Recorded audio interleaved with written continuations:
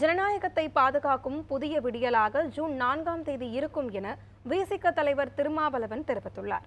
சென்னையில் செய்தியாளர்களிடம் பேசிய அவர் கூறியதை சூப்பர் பைட்ஸ் பகுதியில் தற்போது பார்க்கலாம். கருத்து கணிப்புகளை நாம் ஒருபோதும் பொருட்படுத்துவதில்லை.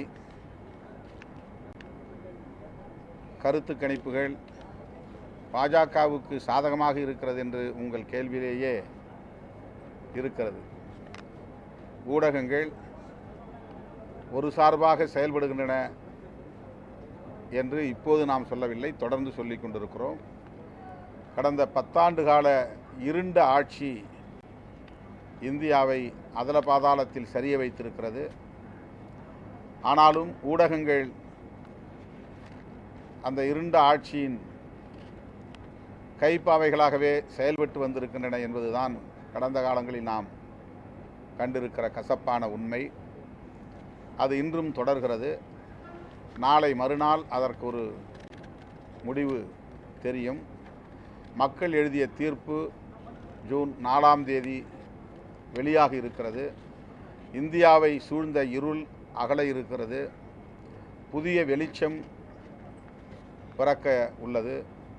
இந்தியா கூட்டணியின் ஆட்சி மலர உள்ளது. ஜனநாயகத்தை பாதுகாப்பதற்கான புதிய விடியலாக ஜூன் 4ஆம் தேதி நமக்கு மலர இருக்கிறது என்பதை மகிழ்ச்சியோடு தெரிவித்துக் கொள்கிறேன்.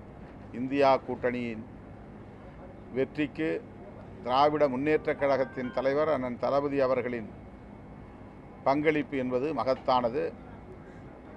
இந்த வெற்றிக்கு பின்னர் அது மேலும் உறுதிப்படுத்தப்படும்.